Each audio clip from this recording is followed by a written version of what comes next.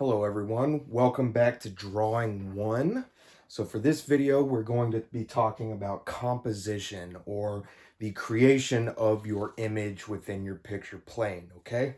And so we're going to start off with some basic definitions that relate to composition and the visual elements, etc. And then we're going to talk about some do's and don'ts of composition. So I do have quite a bit of vocab to go through in this one, so bear with me. But we're going to try to, go through it fairly quickly and then show you some nice examples. All right. So first and foremost, composition refers to the arrangement of visual elements within a 2D work of art. Now, there are many ways that we can go about creating compositions. There are many ways artists have done this throughout history, but one of the major ways that artists have used composition within their artwork, especially historically speaking, is through the use of what's known as the golden ratio.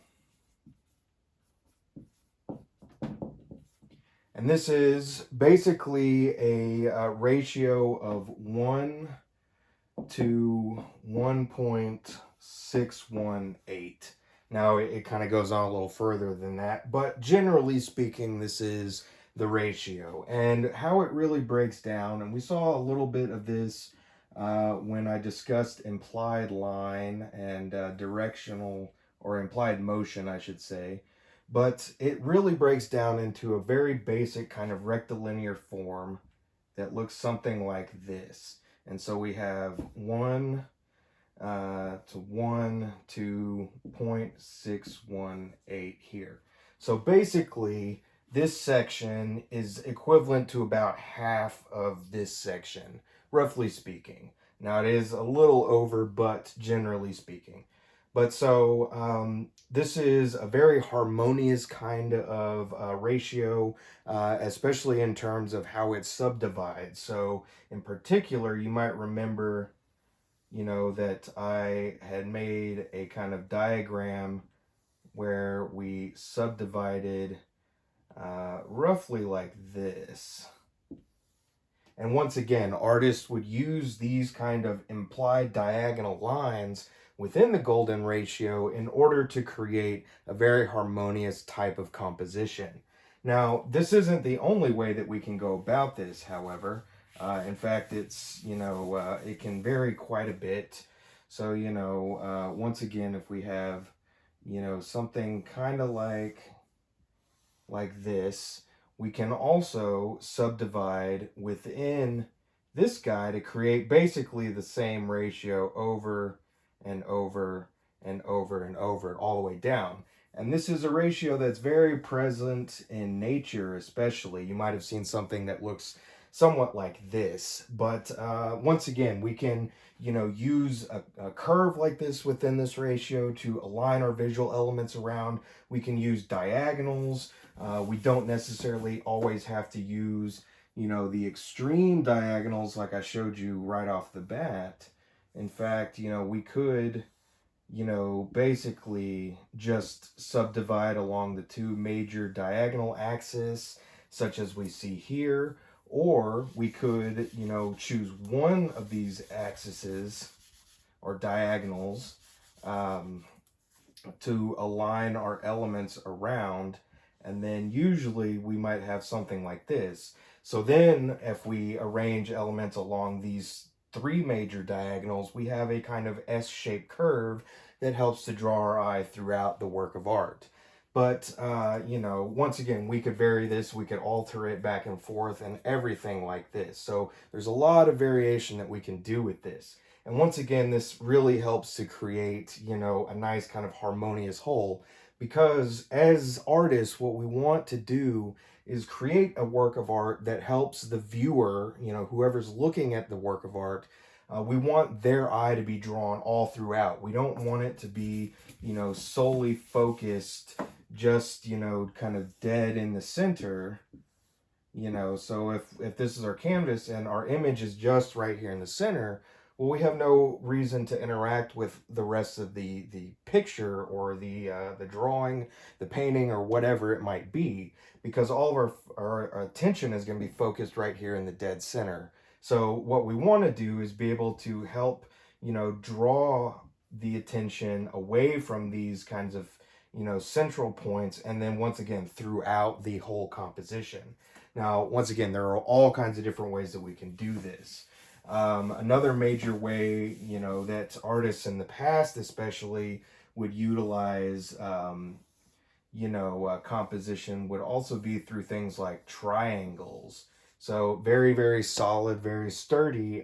Usually, historically speaking, triangles are used in religious paintings to also symbolically link to, the Holy Trinity idea and things like that. However, we could also, instead of having a simple triangle like that, we could have, diagonal lines that help to draw our eye up into the main focal point. So it could be something as simple as that, or, vice versa. We could have multiple diagonals going, or, we could have S curves, that kind of draw our eye all throughout the work, etc., etc. So there's all kinds of different things that we can do in that regard. Now, aside from that, from the golden ratio, we also can talk a little bit about design. And so, for our purposes, design refers to the entire range of visual elements, the process of organization, as well as the final product of that process. So, when we are designing something, we are utilizing our not only composition, but our formal elements, our visual elements within that composition to help create, once again, this harmonious whole. So, there are a variety of different design elements that we can talk about. So one of our first ones would be unity. And so unity refers to the appearance of coordination or of oneness, the feeling that all the elements belong together, making up a coherent and harmonious whole. So it really plays out in a variety of ways. Usually within a work of art, unity would be in that we recognize that the entirety of the drawing or the artwork was created by one single hand. So, I created the entirety of the drawing versus, say, me only doing a part of it, and then someone else comes in and collaborates with me. Well, if someone else is collaborating with me, especially if they don't have the same kind of technical style that I do, well, the unity is not really going to be there. Now, however, and as opposed to that, unity can also be in terms of the marks that we're making. So, if the whole drawing is made up of like Van Gogh-esque marks or like cross-hatched or hatched marks, then that would be a unifying factor versus, say, if I've got half the drawing done in hatch marks like that, but then, part of it is then also done in contour hatching as opposed to just straight hatching, well, then it would not really seem to be unified. Or let's say I had just, hatching in one place, but then, cross hatching in a different place. Well, once again, the unity wouldn't really quite be there. So really it's referring to, the qualities that look like, or at least give the artwork the sense that it looks cohesive, that it was done intentionally with purpose, etc., etc., okay? Now, as opposed to unity, we also have variety. And so unity and variety really go hand in hand with one another. So you usually won't see a lot of artworks that have complete unity or like unity as the only factor in it. There's usually going to be variety in there as well, because if something is too unified, then it becomes static and boring. Versus, say, if we have a little bit of variety in there, then it's more visually interesting to look at. So let's say, we have two, works of art here.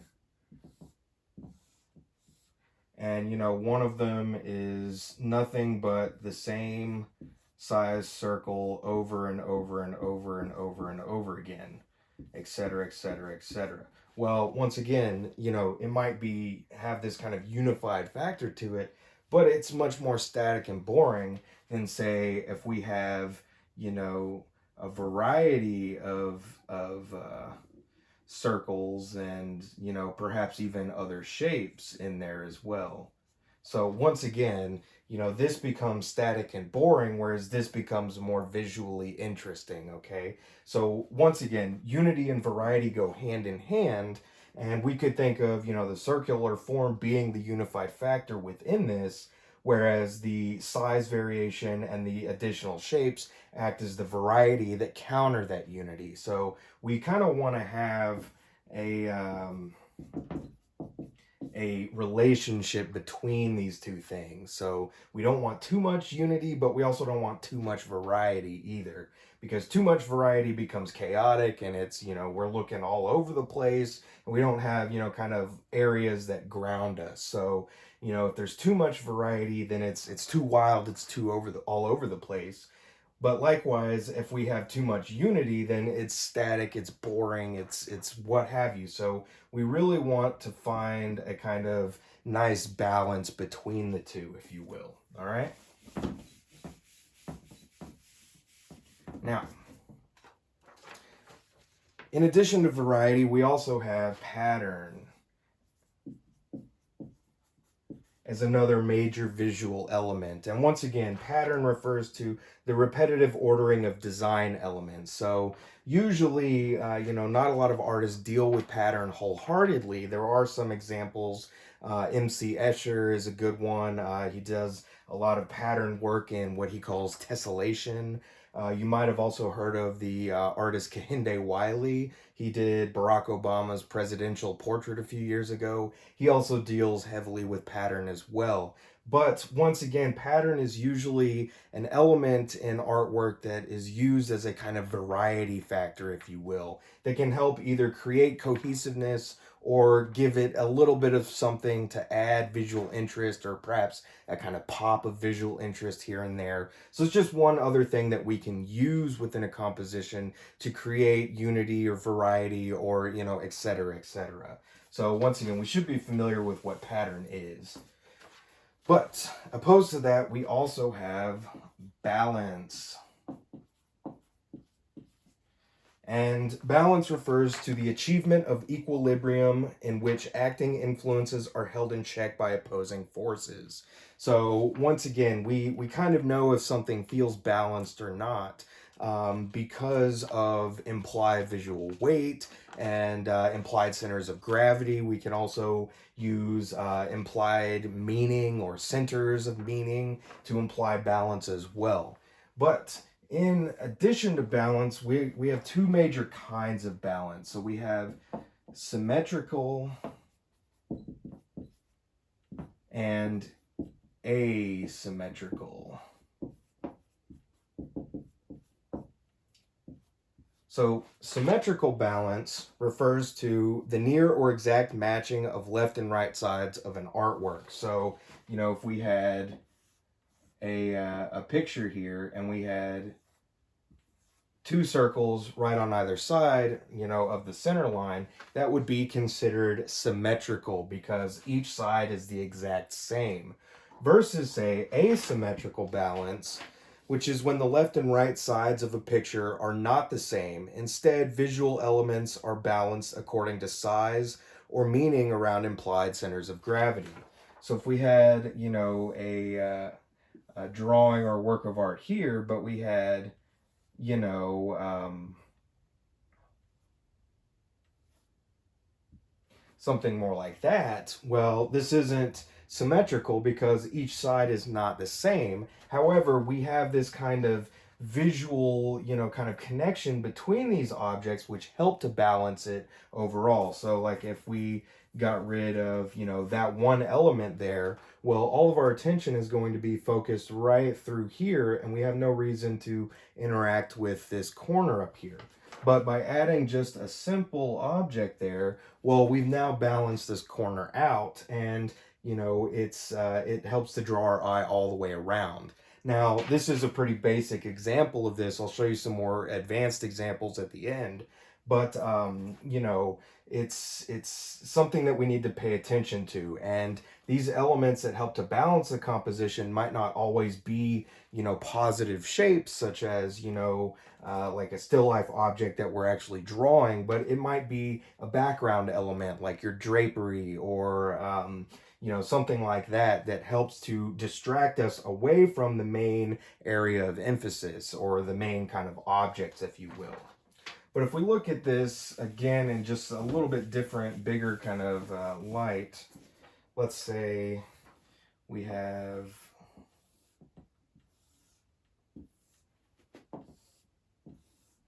two works of art.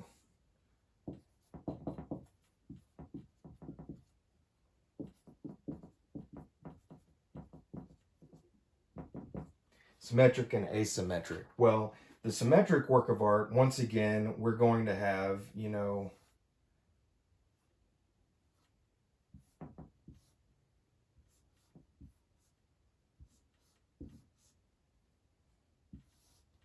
each side is going to look exactly the same. Okay, so this is really used more for things like architecture as well as design kind of elements. So think about things like jewelry or furniture or things like that.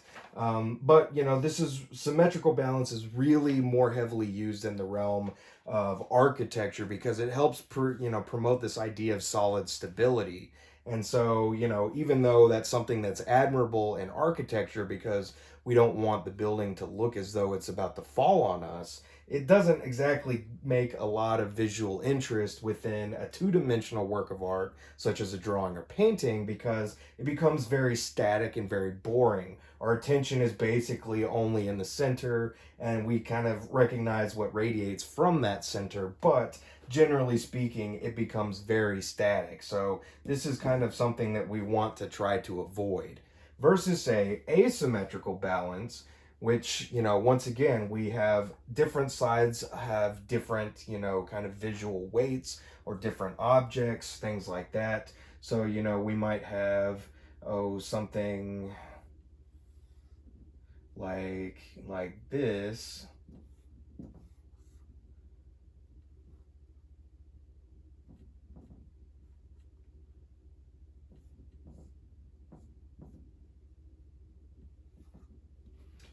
But once again, this is more visually interesting because our eye is drawn not only through a diagonal across the two main objects, but we also have these other objects that counterbalance the main focal point objects with this, you know, kind of counter diagonal here. So this is something that's going to be more advantageous, something that we want to do because once again, even though we have, you know, a couple objects or whatever within our drawing that might be the main focal point, we also need elements that help to distract us away from that focal point because this once again helps our attention as the viewer be drawn throughout the whole entirety of the work of art instead of focused dead center here, which would be visually boring and not quite as interesting. Okay, so you know, symmetrical, let's try to avoid that, but let's try to create asymmetry. Okay, so and we'll see some more examples of how this kind of plays out here in just a little bit as well. Now, as opposed to symmetrical and asymmetrical balance, we also have several elements within a composition that can help us to create emphasis and you know, things like that. So first and foremost, we have emphasis itself, followed by the focal point, as well as subordination,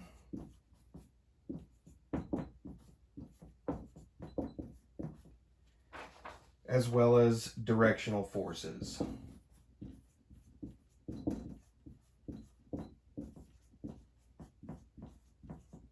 So all of these things pretty much go hand in hand. An emphasis is used to draw attention to an area of an artwork. So this would be kind of the main central area of action, if you will. However, going hand in hand with emphasis is the focal point, and this is an area of emphasis on a specific point or figure. Okay, so if emphasis is a general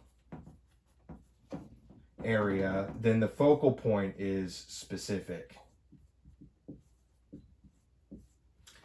Now, in addition to these, we also have areas of subordination, and this refers to neutral areas of lesser interest that keep us from being distracted from the area of emphasis. So this usually plays into things like the background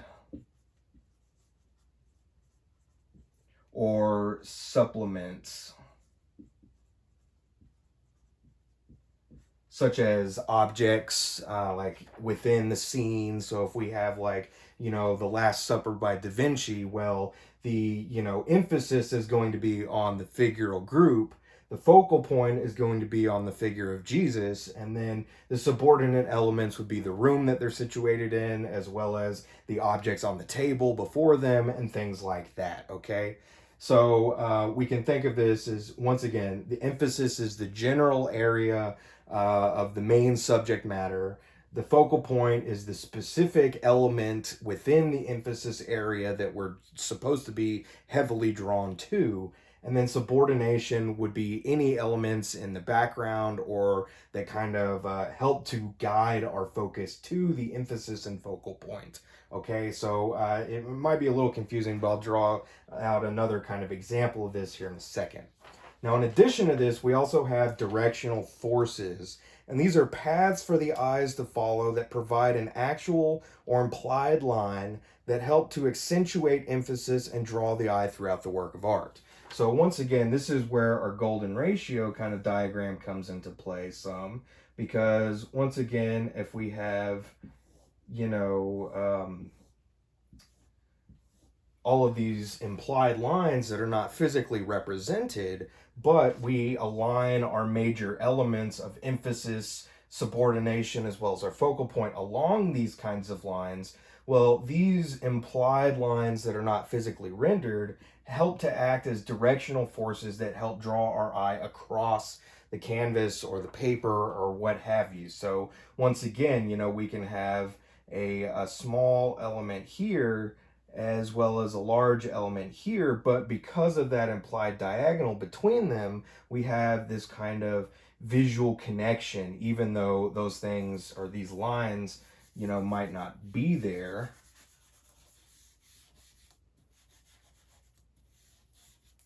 We still have a kind of visual connection that's created between the interplay of those two objects. So this is something that is also important to keep in mind, because these directional forces will help to guide our eye as the viewer throughout the work of art, okay? So let's kind of sketch out an example. Probably the best example for all of these would be Francisco Goya's The 3rd of May, 1808. And in the painting, we have this kind of man who's situated here, and he's crying out. He's being illuminated by a kind of lantern, which is giving the light source here. We have this other kind of group of people and a few people down here. And then what we have is a group of French soldiers that are about to execute these individuals. Now, in the composition too, we can see like a little city, on the hill there and what have you. And, it's all set during night, so it's very dark. But we have this one kind of light source here and whatnot. So in this sense, and I know that this is a very crude drawing of this painting, but in this sense, the area of emphasis would be on this whole kind of area, a grouping of people that are facing execution, whereas the focal point is the individual here who has his arms kind of outstretched and he's shouting, you know, why at the French soldiers. And the emphasis in this case is created by this individual being in a very bold white shirt, which is illuminated by this lantern that we see down here and everything like that. So there's that. Now, our elements of subordination would be things like our background, the kind of castle in the background. We also see like a vague line of people coming up to the major emphasis area and everything like that. However, our directional force is the actual line of muskets held by the French soldiers, because they are pointing directly at the focal point of the man in white, which we see with the stick figure here. So once again, this is very simple representation of this, but it's still acting, the kind of line of muskets drawn are, you know, kind of directing our attention away from the right side of the painting to the left side of the painting, which is once again emphasized by this really stark use of white and the illumination of what is otherwise a nighttime scene. So once again, there's all kinds of things that we can do with that. Now, likewise, that's a really basic example, but we could go much, much further with it. And once again, our directional forces don't necessarily need to be that straightforward. They can be much, much more subtle. So for instance, another good example of this would be a painting known as Saint Sebastian by an Italian artist named Guido Reni. And basically, the figure is kind of aligned in such a way as to be, you know, kind of like this, and his legs kind of go down and he's bound. So, you know, we've got, you know, like an eye and everything. However, it followed, well, in his head kind of, sorry, I'm butchering this for you, but his head kind of turns back up this way, you know, as he's kind of writhing and contorting and everything here. But basically what it does is it creates a diagonal that way with the main thrust of his body. His leg creates a counter diagonal, and then his eyesight, his gaze, creates another counter diagonal, which creates this kind of S curve throughout. And once again, these would all be aligned, so his head would match up to the kind of, you know, the cross here and whatnot.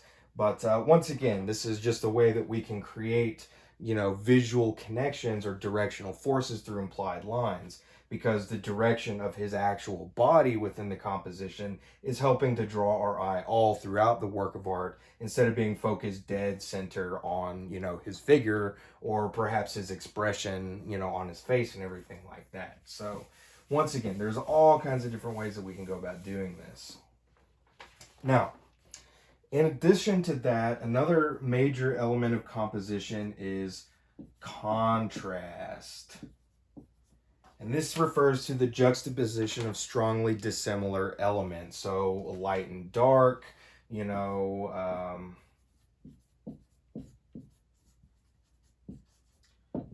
thick and thin, you know, et cetera, et cetera, et cetera. Hard and sharp, soft and hard, everything like that.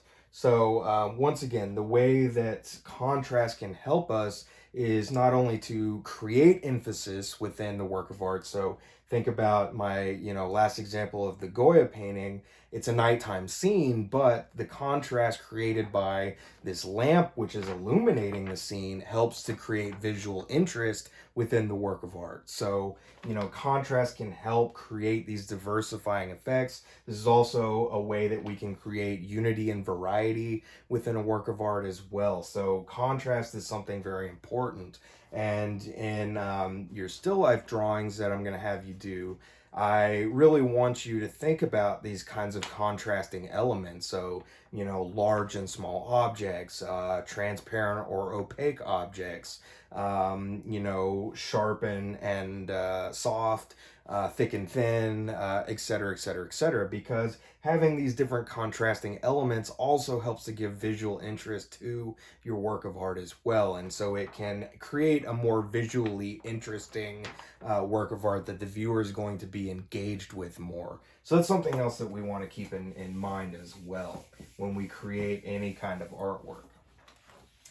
Now, in addition to contrast, we also have repetition. And this is, you know, and for our purposes, refers to the repeating of elements that give a composition unity, continuity, flow, as well as emphasis. So, not a lot of artists really use repetition wholeheartedly. However, it is something that we can do, you know, in a variety of different ways. So, you know, we can repeat the same design elements, such as in pattern, or we can, you know, repeat various more subtle elements within a form or an artwork that create more visually interesting things as well.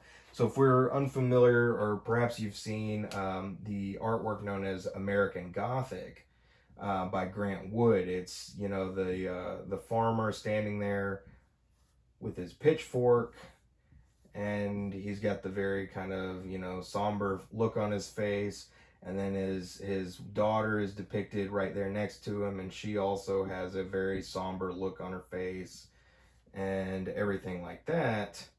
But you know, if we look, you know, behind there, there's a house that also has, you know, this kind of gothic like style to it and everything like that. We also have a barn as well as some trees. So once again, very basic breakdown, but the repeated form within this is that of twos. So in the painting, we have two figures. There are two spaces between his pitchfork. There are two sets of windows. There are two buildings. There are two trees, etc., etc., etc. Everything is in twos in this particular work. Now, once again, we could vary that. We could do threes or fives or, you know, what have you. But it's just one way that we can sit there and create more visual interest. Now, another example would be Golconde by Rene Magritte. And in that work of art, we see kind of two apartment block like buildings, and they kind of vary and whatnot. But then we see this repeated figure of Magritte himself represented all throughout at various angles and, you know, sizes and whatnot, and he's kind of floating and hovering all around. But once again, the repetition of his self-portrait would be the repetition factor here, whereas the unity and variety within this comes from not only the fact that it's all the same image of the same person, but they vary in size, they vary in orientation. Some are standing straight, some are three-quarter turn, some are, you know, from the rear, some are, you know, profile view, etc., etc., etc. So this would be another way that we could use repetition. However, we're also using unity and variety with it as well. So that's something else that we can do to add more visual interest to our work of art as well. Now that goes hand in hand with what's known as rhythm. And this is an interesting phenomenon in art.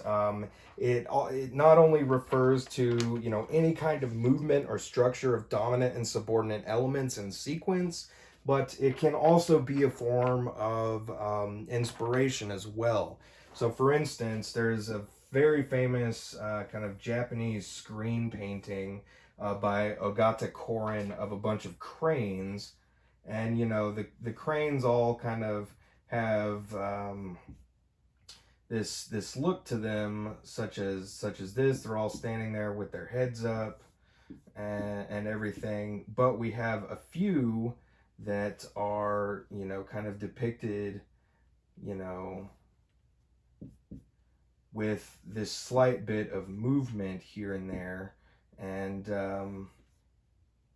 as opposed to the rest, which are all depicted in a kind of straightforward manner. But it's, you know, the two here that have their heads dipped down, which creates this sense of rhythm in this otherwise fairly static kind of representation. Now, this is also where, you know, things like implied motion come into play, because even though it's a still image, we get the implication that these birds are moving in their, you know, kind of, you know, area, or their world there, because we once again have the implication that some of them are not, you know, adhering to the kind of dominant form that the rest of the birds make within this.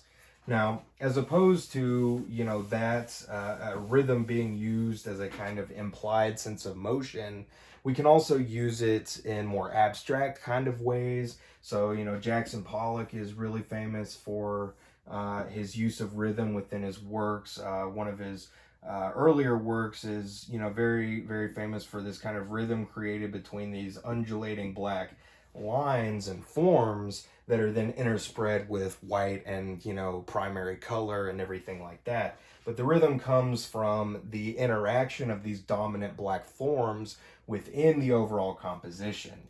Now, something else that we can use rhythm for is more of an inspiration. Many abstract artists in particular have used rhythm as, you know, especially the abstract rhythm of music, as a form of inspiration for abstract painting or drawing or what have you, because it's expressing an inner state that is not necessarily representational, you know, for everyone. Because once again, how do you represent the feeling that, you know, Beethoven's Ninth Symphony gives to you?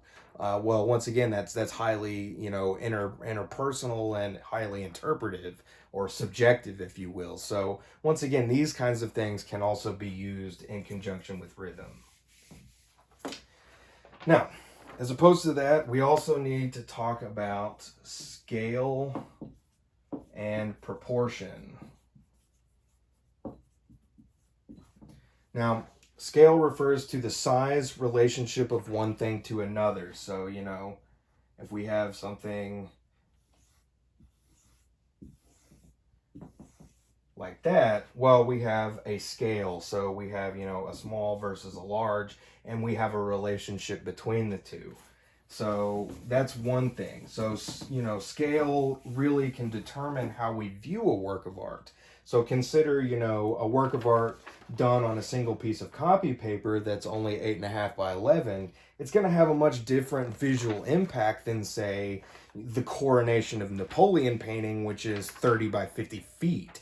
Because, you know, obviously, if we have a drawing on this piece of paper, you know, we got to get really up close to it to be able to see it well and interact with it, versus, say, a painting or a drawing that's done in heroic scale, you know, 20 by 50 feet kind of size. Well, if we get up close to it, we only see a minute little detail portion of it. So we have to stand back from it to be able to take it all in. But once again, that's going to greatly affect how we read that work of art and how that work of art is going to be presented to the viewer and everything like that. So it's something else that we need to consider. You know, for your drawings, I'm going to ask that you try to fill the entirety of your page. So, you know, make good use of all of your paper, you know, within your drawings, versus, say, drawing, you know, something that's only this big on a surface that's this big. Because once again, we have no other reason to interact with all of the paper if we're only focused on this tiny little drawing dead in the center. Instead, we want to be able to interact with all parts of our surface that we're working on, okay? Now, that is to say, opposed to proportion, which refers to the size relationship between parts of a whole. And so this really gets more into the realm of, you know, when we're actually trying to draw objects or perhaps people and things like that. So if our proportion is a little off, it's going to be very noticeable. So for instance, you know, if I've got, like, let's say I've got a coffee mug, and I draw the majority of my mug like that, but then my handle is super tiny like that, well, it doesn't really, the proportion isn't right. I mean, I wouldn't be able to hold it, versus, say, if I had proportions more accurate to its actual size. So once again, proportion is very important, because if our proportion isn't accurate, then our image doesn't look all that great. And so another form of proportion, and this gets more complicated, but let's say I wanted to draw a human face, and I start with something kind of like that, okay? So I have a basic kind of human head shape, but I can think about my proportions a little bit in that if, I'm thinking about the face in general, the width between the corners of your eye are going to be about the same as the width between your two nostrils, as well as, your other eye there. So as well, I'm sorry, between, the edge of your eye and basically the edge of your face. So I can come in and I can say, well, if that's my eye, then I need, marks like that. Then I know that my eye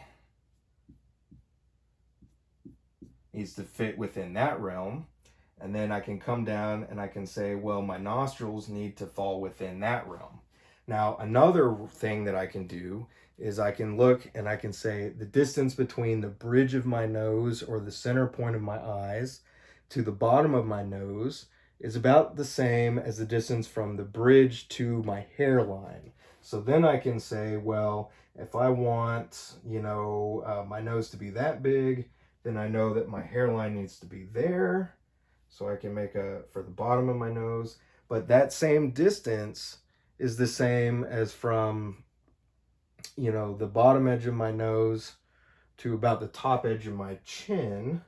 So then I know my chin needs to be roughly about there. So then I can come in and,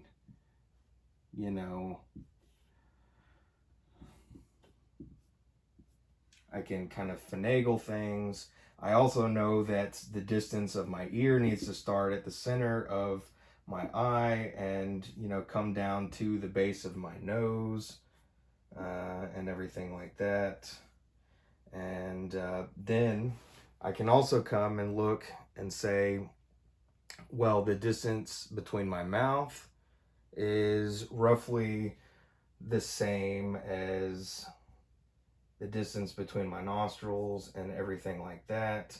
So then I can, and once again, this is a very rudimentary, very basic kind of form or representation here, but I can say,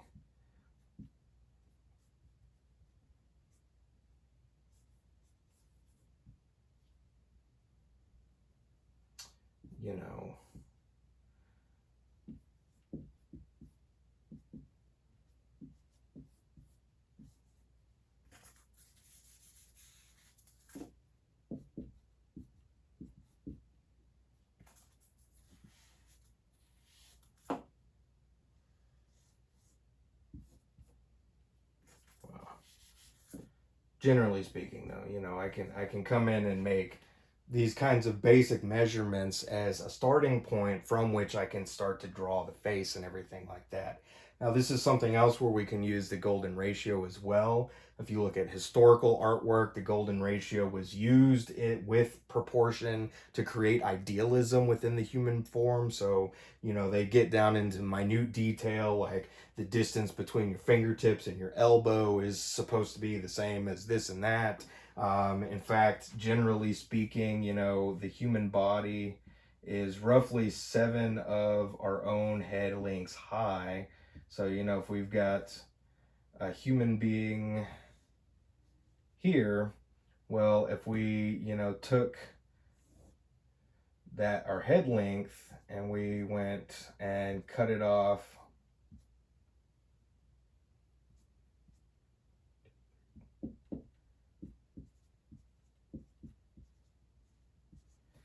and we stacked each of our heads next on top of one another, our body would be about 7 of our own head lengths in height, okay? So these are basic kinds of proportions in which we can then, you know, subdivide and break down, you know, a form in which to make it represent, or at least represent it in a more realistic kind of way, okay?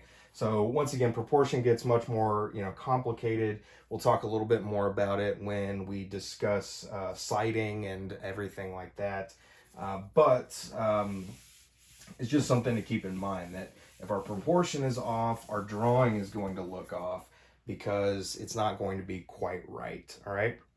Now, let's talk about some do's and don'ts of composition. So, do's slash don'ts. So, we're going to make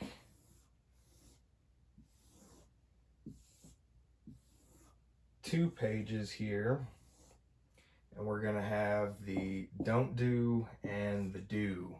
Okay, so generally speaking, this is also going along the lines of asymmetrical balance. Okay, so these are things that we really want to pay attention to.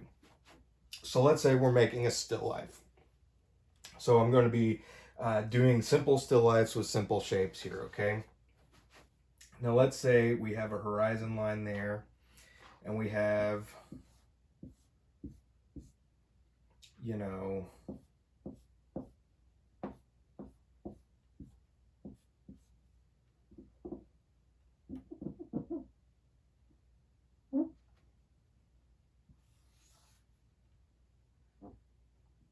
we have a couple objects, all right?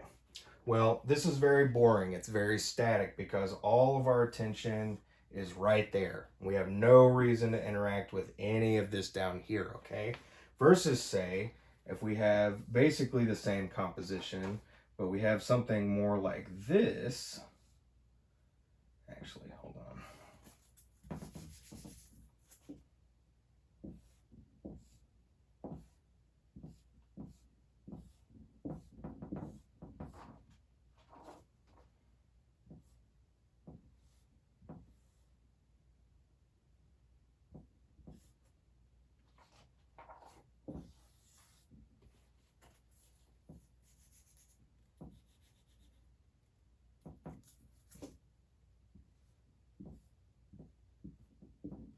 So if we have something more like that, once again, our attention is drawn all throughout. And we even have, because of the edge of the table here, a slight counterbalance there. So we could also have another small object down here to help balance that corner. However, it's not exactly necessary because, once again, this interplay is much more, you know, kind of advantageous than our original one. Because, once again, we're interacting with more of it than if we were just all to put all of the elements on the same line, okay? So, we're going to go through a couple of these, so bear with me.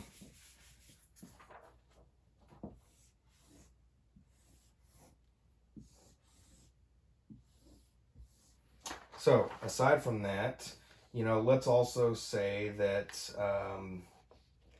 you know, once again, we had a couple elements that are all kind of aligned, you know, like this.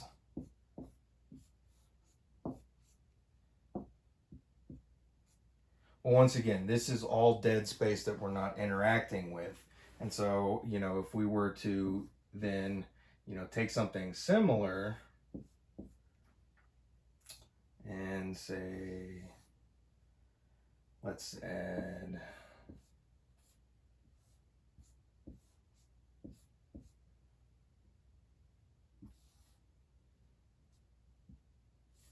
something like that. Once again, we've you know, kind of activated our dead space down here, and instead of all of our focus being right there, well, now our focus goes throughout like that. And once again, this is even more interesting than if we just had a simple diagonal line like that. Now, we could also say that this one has a diagonal line that comes down like that through our main objects, and then it's counterbalanced by this small guy down here. So once again, this would be a don't, and this would be a do, okay? So once again, we're trying to create more visual interest within a composition, within our work of art, okay? Now, this isn't just, you know, something that we can do on a vertical placement like that either. We can also do this on a more horizontal or landscape like, you know, format as well. So once again, if we had, you know,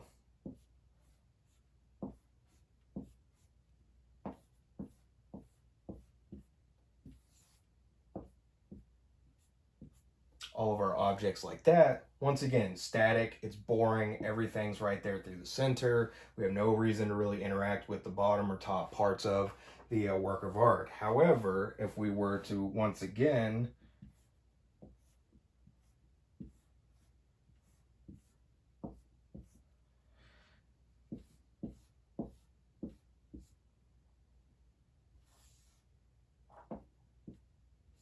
create something more like that, now once again our eye is being drawn more like that, which is once again more visually interesting than this guy because once again we're activating more of that space.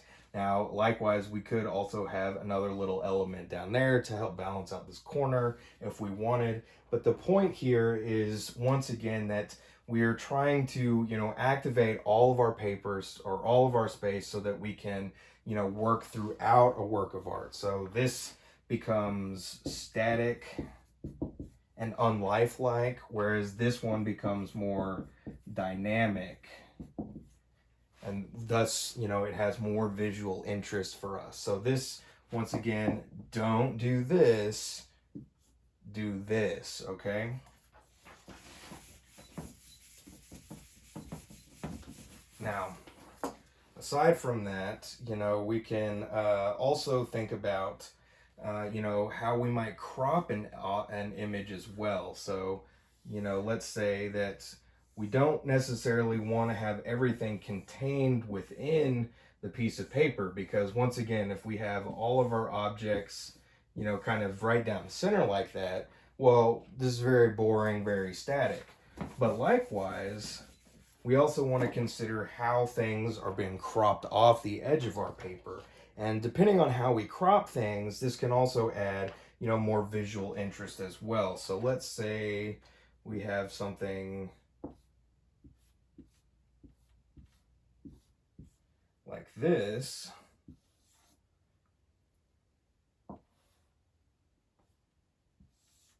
Okay, so we have our triangle, but it's barely on there. Well, once again, this becomes more boring because all of our focus is basically right here on these two elements, and this doesn't really add us anything. So let's try to avoid that. However, we could do the exact same thing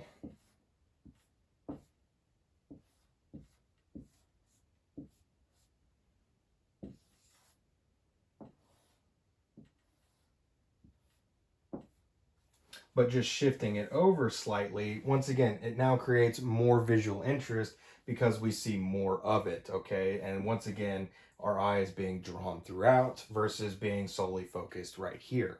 Now, likewise, we could also have, you know, another element that was cropped down here. And once again, that would help to add more visual interest by creating more connections between these objects or elements within our work. So once again, we want to, you know, think about when we're drawing something, if something's going to go off the edge of our page, we want to think about how much of it is going off, because if it's going to be like this, well, there's no real point in even drawing it unless it's just a tiny element because we got a ton of other stuff going on.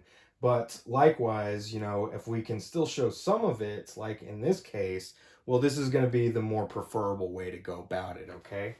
So once again, do this, not this.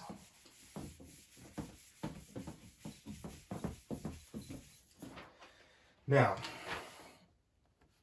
let's also talk about something else in relationship to space, because we want to create the illusion of depth within our two-dimensional picture plane. So let's say I have, you know, once again, my basic shapes.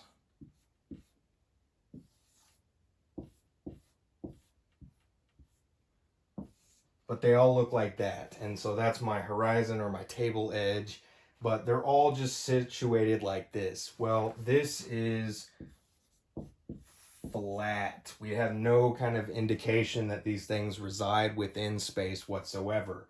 Now, we could argue that because of the visual or our vantage point, if we were looking down on these things, that they might actually kind of work. However, what we want to do is create the sense of depth within the work of art, so we can have things, like this.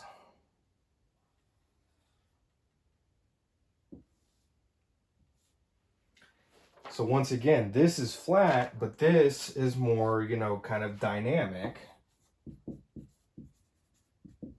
because it gives us the idea that these things are situated within space, they're interacting with one another, they're overlapping.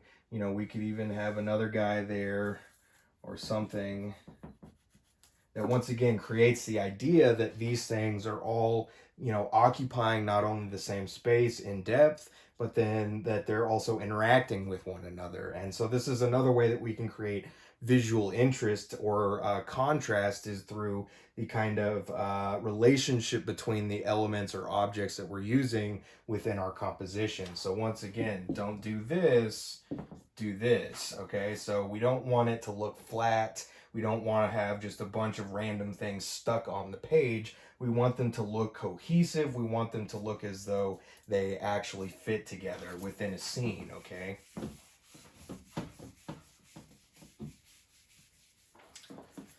So, aside from that, something else that we want to consider is also how we're lighting our subject.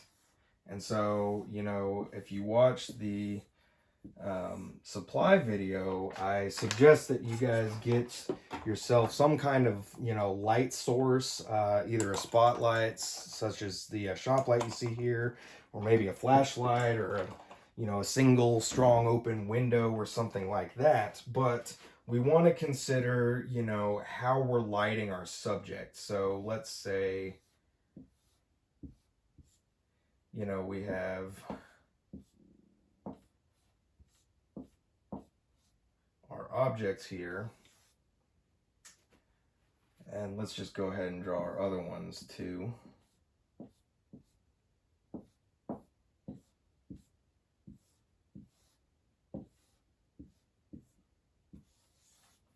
So let's say we've got basically the same setup going either way, but let's say in this one our light source is coming from like right on at it, so it's looking right down on it. Well, we're going to have a really shallow, kind of shadow there, because we're not really going to have much of a shadow. So, all of our light's going to be kind of like that, and, we might have a little bit of an indication of things here and there, but it's not going to be as visually interesting as opposed to, say, if our light source was coming from over here and we had,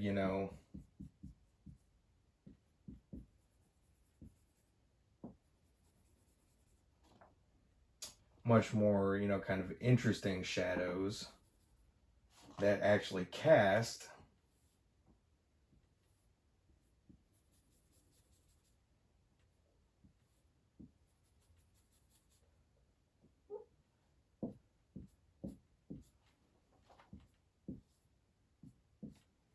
So once again, we can use our lighting and our placement of shadow to help create more visual interest within the, work of art or the drawing, because once again, these shadows become subordinate elements which help to distract us from our major areas of emphasis or our focal point, etc., etc. These can also help to act as directional forces which draw our eye more or less, kind of that way, or vice versa, depending on which way the shadow is going and everything like that. So once again, this would be a don't versus a do. However, once again, a lot of this is subjective, because if we're trying to create the visual or like a look of a certain feel, we might want to do this.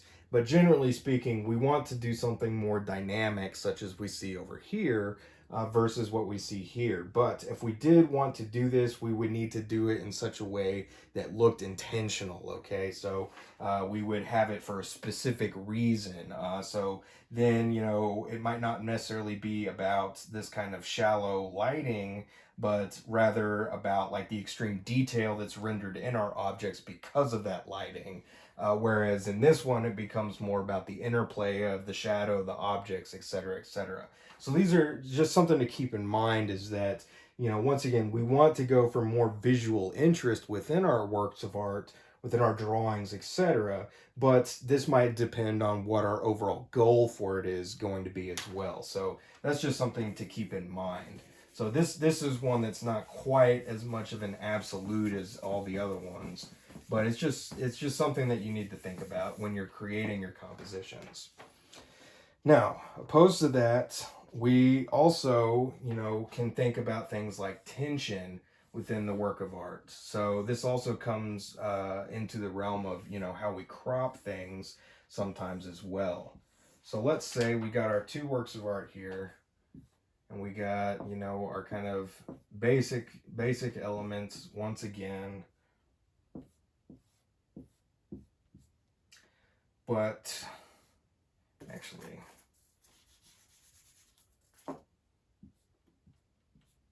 in this sense, we got something like that, and then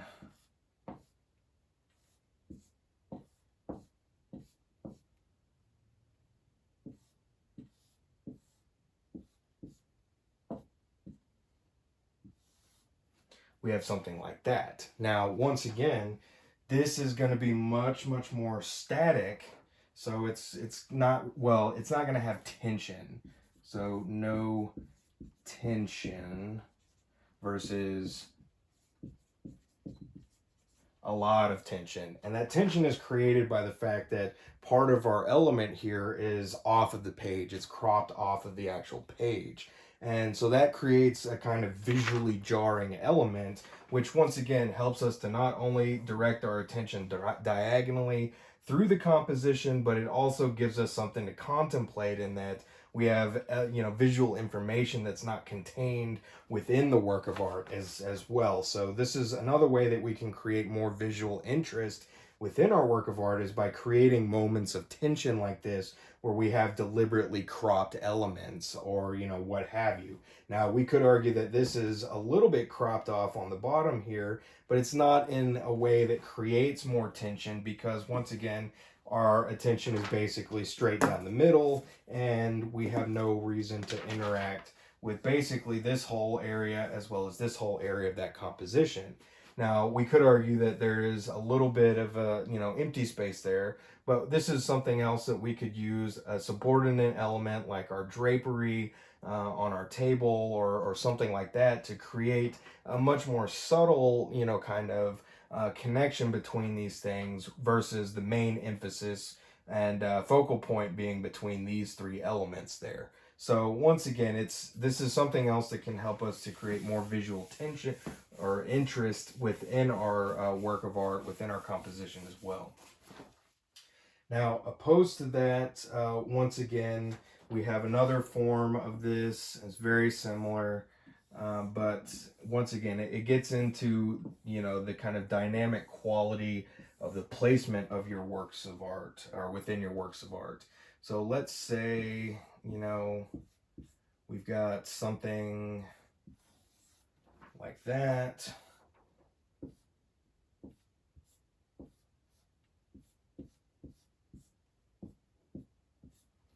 Versus, say, something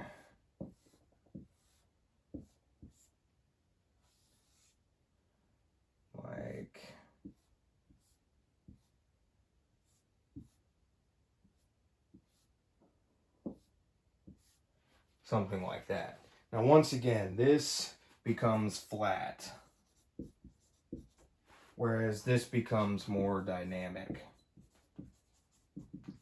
Because not only do we have, in this sense, a strong diagonal to draw our eye throughout, We have, you know, this kind of tension that's created through the cropping and everything like that. But we also have the idea that these things reside within the same space, versus in this one where we, even though we've got a nice kind of diagonal that draws our attention throughout, we don't get the sense that these objects reside in the same space because they're pretty much just kind of stuck on there like stickers and don't interact with one another. So the main takeaway of all this is that we want, once again, to create these kind of dynamic qualities within our work of art or drawing.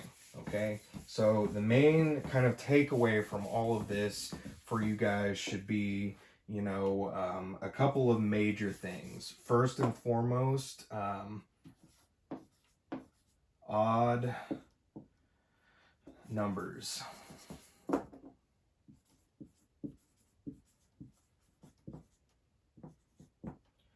You know, so, you know, odd numbers 3, 5, 7, and 9. So in a still life, we want to have odd numbers of objects, because if we have even numbers, then it becomes static and boring. It tends to become more symmetrical. Whereas with asymmetrical balance, we really want these odd numbers to create that asymmetry. Okay. Now, opposed to that, we also want to think about things like contrast. So we want, you know, contrasting elements. We want things that are light and dark. We want things that are rough and smooth, soft and sharp, etc., because this once again creates more visual interest within our work of art. Now, the other thing that we want to think about is, you know, our directional force.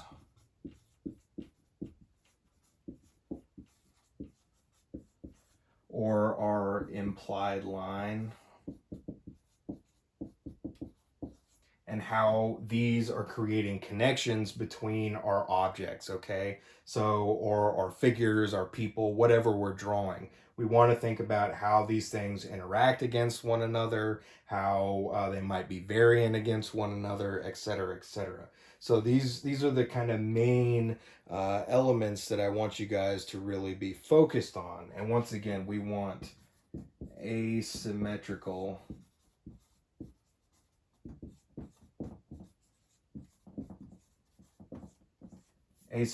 balance is the main thing that we're looking for within this whole endeavor. Okay, so what I want to do now is I want to show you two examples of still lifes that I did, so that we can get a sense of how we might go about actually lighting a subject and composing a subject. So let's start off with, now these aren't drawings, these are actually oil paintings that I did, but they were done as demonstrations for my painting class. But the idea is the same, in that we want to focus on all of these major things. So in this still life, we can see I've got a couple random objects. In this case, I have 5 objects, so an odd number of objects.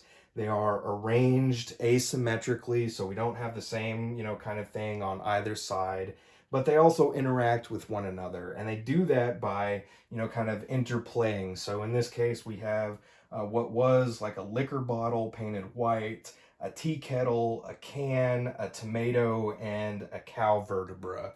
But I've kind of placed the objects in different angles, especially the bottle and the teapot, so that they're not in their original orientation. But it creates more visual interest in that it's supplanting its actual intended use and everything like that. But we can also see that I have arranged these objects in such a way as to create a kind of subtle visual connection in my direction, in that we have this major kind of diagonal thrust through the center of the canvas from bottom left to top right here.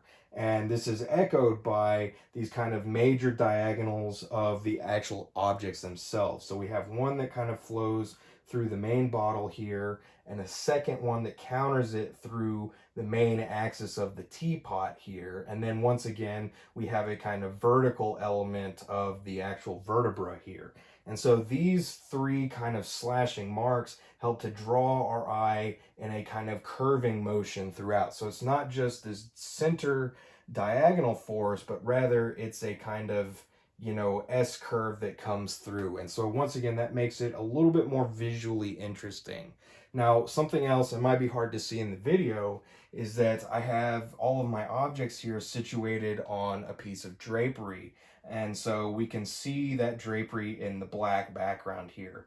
And if you were here in person, you'd be able to see that there are folds that come down from this angle here, as well as this angle here. And then we also have the various folds that ripple through the bottom here. And these act as my subordinate elements as opposed to, say, like my tomato in the background and the can there, because these also help to make counter angles against the main kind of angles of the objects by helping to draw our attention down into the central focal point of the center of the objects there. So once again, these are more like framing elements that act in subordination to our main, you know, elements of emphasis there.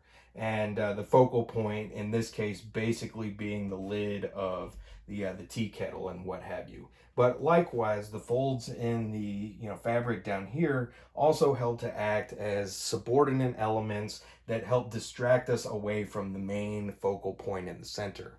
Okay, so this is a pretty straightforward example, but I do have another one for you. Once again, this is also an oil painting that I did as a demo of this, but it works just the same.